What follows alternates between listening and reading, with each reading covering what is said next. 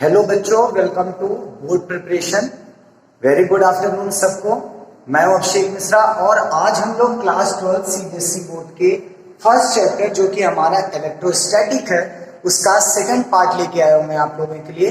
पहले पार्ट में मैं आप लोग को पढ़ा दिया था कि क्या होता है इलेक्ट्रिक चार्ज की प्रॉपर्टीज हम लोग स्टार्ट किए थे और पहली प्रॉपर्टी भी पढ़ लिए थे इलेक्ट्रिक चार्ज की कि electric charge will always be quantized.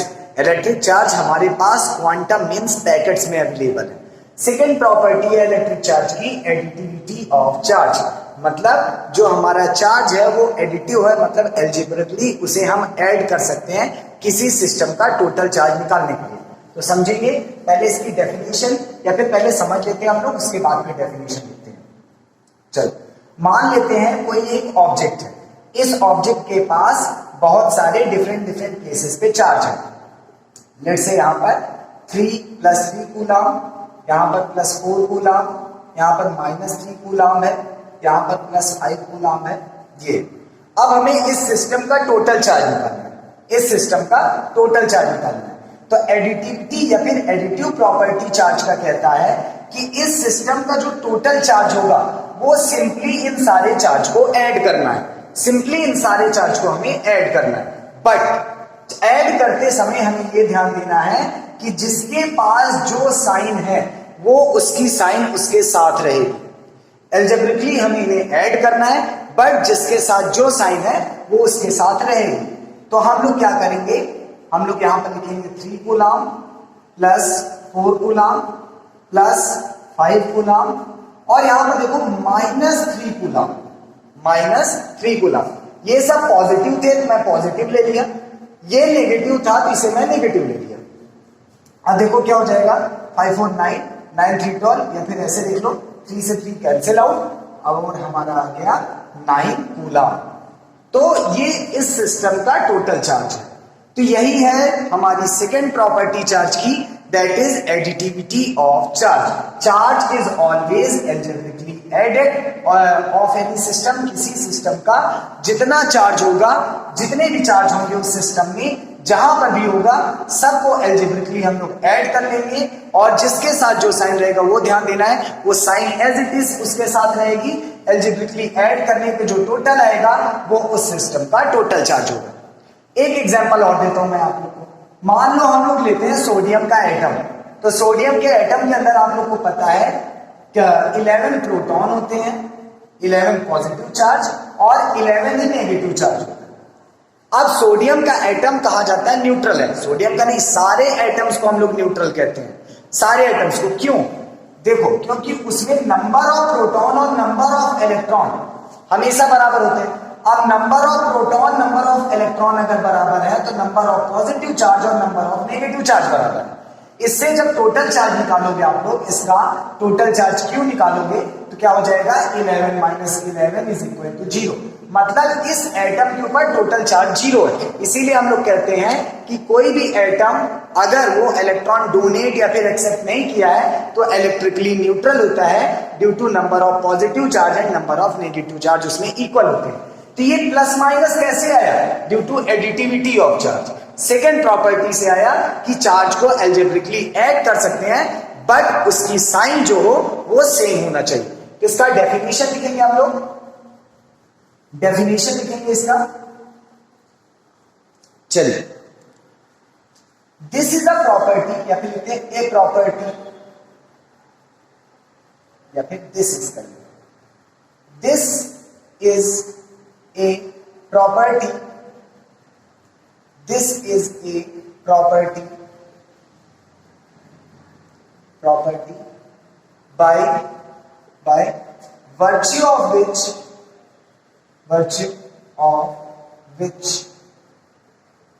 this is a property by virtue of which total charge of a system, total charge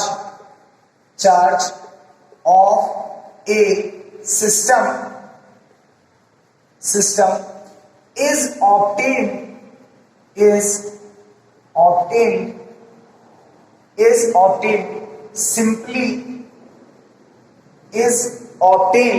simply by adding by adding algebraically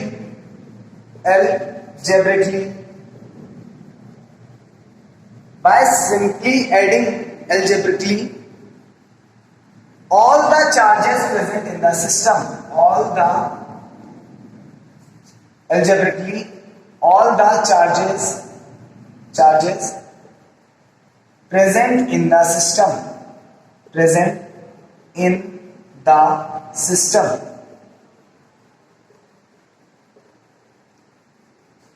तो ये है कि क्या ये एक ऐसी प्रॉपर्टी है जिसकी वजह से किसी भी सिस्टम का टोटल चार्ज केवल एल्जेब्रिकली ऐड करने से निकाल सकते हैं। हम केवल डायरेक्टली एल्जेब्रिकली ऐड करने से निकाल सकते हैं। यहां पर लेट करते हैं, लेट ए सिस्टम हैज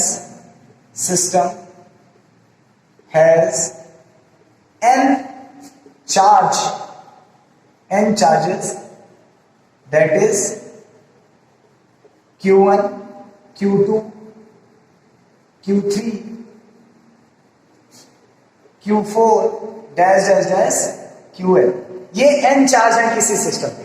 हम यहां पर एक सिस्टम बना ले रहे हैं, इस सिस्टम में कितने चार्ज हैं? n चार्ज है, n चार्ज है इस सिस्टम में।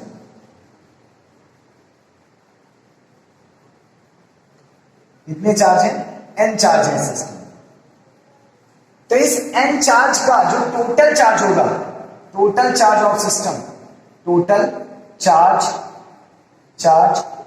Of system, total charge of system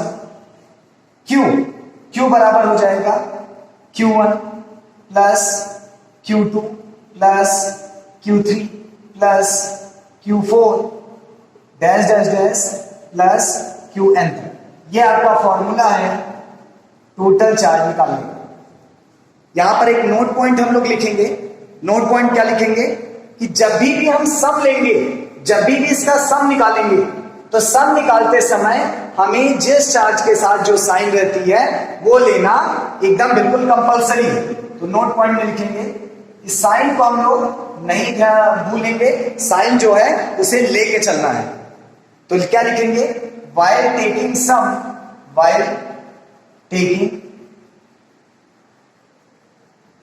of charges,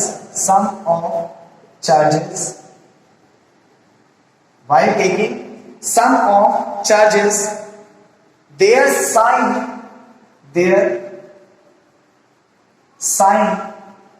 अब साइन चाहे प्लस हो चाहे माइनस हो, दोनों काम करेगा। their sign must be taken into account,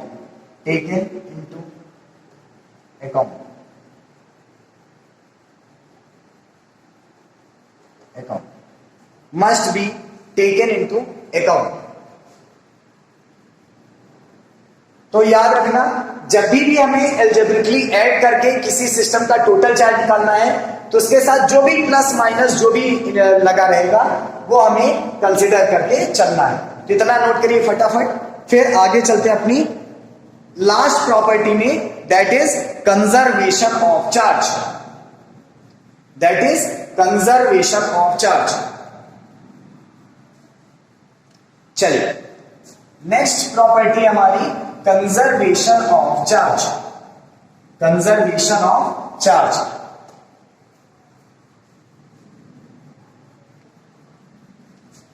third property conservation of charge. देखो ये बहुत इंपॉर्टेंट प्रॉपर्टी है, ये बहुत इंपॉर्टेंट प्रॉपर्टी है, ध्यान से समझना सब लोग इसे, बहुत इंपॉर्टेंट प्रॉपर्टी है ये। चलिए कंजर्वेशन ऑफ चार्ज क्या बता रहा है? ये कंजर्वेशन ऑफ चार्ज बता रहा है कि किसी सिस्टम में जितना भी टोटल चार्ज होगा वो हमेशा कंजर्व रहेगा। किसी सिस्टम का टोटल चार्ज हमेशा कंजर्व रहेगा, चाहे वो जितना फिर प्रोसेसेस कर ले, टोटल चार्ज कंजर्व रहेगा। इसका एक एग्जांपल आप लोग को दिखाता हूं। एग्जांपल ये है कि जब गामा रे फोटोन का, किसका? फोटोन का जब गामा रे हम लोग न्यूक्लियस पे फॉल कराते हैं तो वहां पर क्या होता है कि हमें जब ये ब्रेक होता है फोटोन तो हमें दो पार्टिकल देता है। पहला है कि हमें इलेक्ट्रॉन मिलता है और दूसरा हमें मिलता है पॉजिट्रॉन, मतलब electron with positive charge. Electron जैसा पार्टिकल विथ पॉजिटिव चार्ज वो पॉजिट्रॉन है। तो इलेक्ट्रॉन और पॉजिट्रॉन दो मिलते हैं। अब देखो यहां पर गामा के पास क्या कोई चार्ज होता है, मतलब फोटोन के पास क्या कोई चार्ज होता है? नहीं, ये न्यूट्रल है। और इन दोनों का भी ओवरऑल चार्ज देखो न्यूट्रल है, जितना पॉजिटिव उतना नेगेटिव। तो इनका भी ओवरऑल चार्ज न्यूट्रल है और इनका भी। आपको साथ में एक स्लाइड दिखा रहे होंगे, उस स्लाइड में भी आप देखिए अच्छे से बना हुआ है डायग्राम। तो वहां पर आप देखेंगे कि जो ये हमारा फोटोन है वो पॉजिट्रॉन और इलेक्ट्रॉन में ब्रेक कर रहा है और जो टोटल चार्ज है सिस्टम का वो कंजर्व है, मतलब यहां पर भी न्यूट्रल है और यहां पर भी न्यूट्रल है टोटल चार्ज। तो कंजर्वेशन ऑफ चार्ज ये कह रहा है। कंजर्वेशन ऑफ चार्ज क्या कह रहा है कि जितना चार्ज है किसी सिस्टम का उतना ही रहेगा, उससे ना कम ना उससे ज्यादा। चलो एक और एग्जांपल देते हैं। दो ऑब्जेक्ट लेते हैं, एक ऑब्जेक्ट यहां एक ऑब्जेक्ट यहां। यहां पर मान लेते हैं इसके पास +5 कूलम चार्ज है, ये बेचारा भी न्यूट्रल है, 0 न्यूट्रल है। अब क्या किए, दोनों को एक साथ लगा दिया, दोनों को एक साथ अटैच कर दिए, तो हो सकता है कुछ ट्रांसफर हो जाए इसमें, कंडक्शन प्रोसेस से कुछ इसमें ट्रांसफर हो जाए। ये बेचारा खाली है, ये मांगता रहेगा दे दो भाई कुछ चार्ज हमें नहीं दे दो। तो यहां पर क्या होगा कि +3, तो इसके पास हो सकता है +3 कूलम चार्ज आ जाए और +2 कूलम इसे दे दो। ये लेन देन की बातें हम लोग आगे बात करेंगे, क्योंकि चार्ज का ट्रांसफर कोई हम जैसे बात करते थे कि इक्विलिब्रियम फ्लो पे टेम्परेचर ट्रांसफर होंगे बिल्कुल बराबर रहेंगे, तो चार्जेस में ऐसा नहीं होता। चार्जेस में ऐसा नहीं होता है, वो लेन देन डिपेंड करता है मटेरियल पे कि किस तरह का मटेरियल है, वो उसी हिसाब से चार्ज देगा। अगर ये ज्यादा इलेक्ट्रॉन एफिनिटी वाला है तो ज्यादा खींच लेगा, कम वाला है तो कम, उस हिसाब से। तो अब यहां पर जब इन्हें सेपरेट किया गया तो क्या देखा कि ये भी हमारा चार्ज में है और ये भी हमारा चार्ज में है। तो अब चलो यहां और यहां ये 3 स्टेज है, नंबर 1, नंबर 2 और नंबर 3। तीनों स्टेज में बताओ टोटल चार्ज क्या है। टोटल चार्ज +5 + 0 कितना हो गया हमारा 5 आ गया। यहां पर भी 3 + 2 कितना हो गया 5 कूलम हो गया। यहां पर भी 3 + 2 कितना है 5 कूलम है। तो इससे क्या पता चला, देखो चार्ज जो था हमेशा कंजर्व था, इस स्टेज में भी, इस स्टेज में भी और इस स्टेज में भी। यही है हमारा लॉ ऑफ या फिर प्रॉपर्टी है conservation of charge, conservation of charge.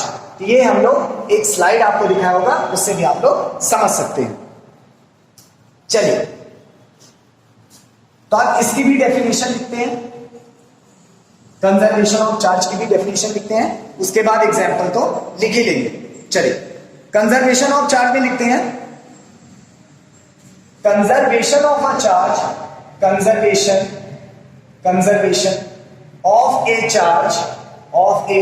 Charge is a property by virtue of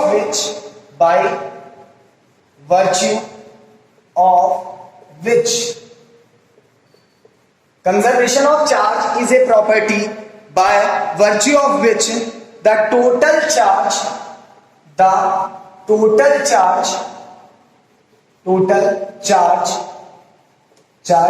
of an isolated system, isolated तनहा बेचारा अकेला, इनके साथ कोई और ना रहे नहीं तो उनसे लेन देन कर लेंगे। आइसोलेट मतलब अकेला। Total charge of an isolated system, total charge of an isolated system always remain constant, always remains constant। Total charge जो है सिस्टम का हमेशा वो कांस्टेंट होगा। ये हमारा third property, that is conservation of charge, conservation of charge. इसमें note point लिखेंगे, नोट पॉइंट कि अब देखो चार्ज कंजर्व है। याद करो एनर्जी वाली कहानी, एनर्जी में क्या पढ़ते थे, एनर्जी इज ऑलवेज कंजर्व। इसका मतलब energy can neither be created nor be destroyed. यहां पर भी सेम है, charge can neither be created nor be destroyed. तो क्या लिखेंगे हम लोग, charge can neither be created be created nor be destroyed. Charge ना ही क्रिएट कर सकते हैं ना ही डिस्ट्रॉय कर सकते हैं। चलिए नोट करिए भाई, जल्दी से नोट करिए।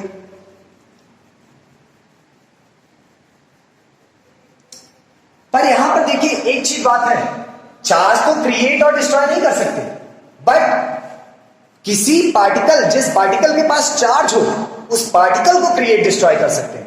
ये याद रखिएगा, ये कंफ्यूज ना होइएगा। चार्ज क्रिएट डिस्ट्रॉय नहीं हो सकता, पर किसी पार्टिकल के ऊपर अगर चार्ज है तो उस पार्टिकल को क्रिएट या डिस्ट्रॉय कर सकते हैं। ये ध्यान रखिएगा, ये बात बिल्कुल सब लोग नोट कर लीजिएगा कि चार्ज को तो क्रिएट या डिस्ट्रॉय नहीं कर सकते, बट पार्टिकल को क्रिएट और डिस्ट्रॉय कर सकते हैं। तो बल्कि हम लोग लिख लेते हैं यहां पर, हाउएवर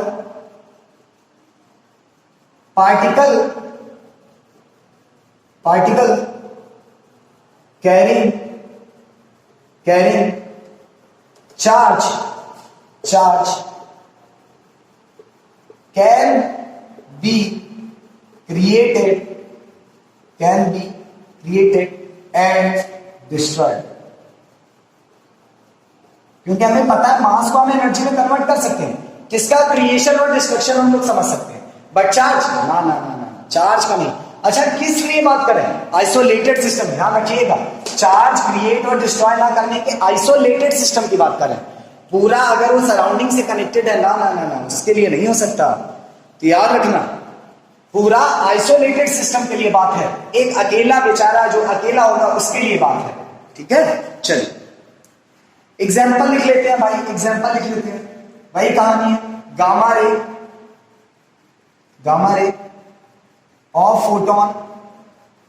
फोटोन ये ब्रेक करता है किसमें भाई? एक इलेक्ट्रॉन में और दूसरा पॉजिट्रॉन में। एक ब्रेक करेगा किसमें? इलेक्ट्रॉन में और पॉजिट्रॉन में। ये क्या है हमारा?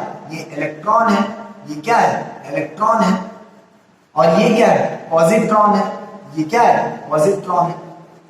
ध्यान रखना, बहुत इंपॉर्टेंट है। अच्छा एक चीज और देखिए ना, तुम लोग बहुत ये यूरेनियम से बम वगैरह बहुत बनवाते हैं टीचर्स न्यूक्लियर फिजिक्स में। क्या यूरेनियम वाला जो ब्रेक होता है न्यूक्लियस, क्रिप्टन और बेरियम में, क्या उस पर कभी ध्यान दियो? चार्ज उसमें भी कांस्टेंट होता है, चार्ज ओवरऑल द सिस्टम पे पूरी तरह से कांस्टेंट होता है उसमें भी। चलो देखते हैं हम लोग यहां पर एक और एग्जांपल देख लेते हैं इसका भाई, यूरेनियम वाला 23892 वाला है ना, 23892 वाला। चलो यूरेनियम लिए भाई, uranium atomic number 92, mass number 238। ये ब्रेक हुआ भाई, थैलियम में 90 234, और किसमें? अल्फा पार्टिकल,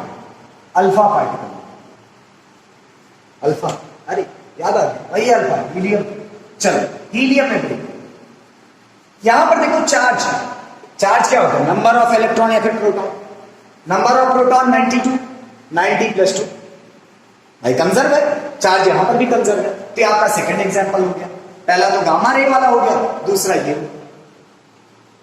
ठीक है, तो ये यहां पर हमारी प्रॉपर्टी कंप्लीट होगी। नेक्स्ट में हम लोग पढ़ने वाले हैं methods of charging with animation के साथ हम लोग देखेंगे कैसे मेथड्स की चार्जिंग की जाती है। होप आप लोग को वीडियो बहुत अच्छा लगा होगा, नहीं भी अच्छा लगा होगा फिर भी लाइक कर देना यार, लाइक कर देना, सब्सक्राइब कर देना, और इसी तरह वीडियोस आते रहेंगे। Thank you.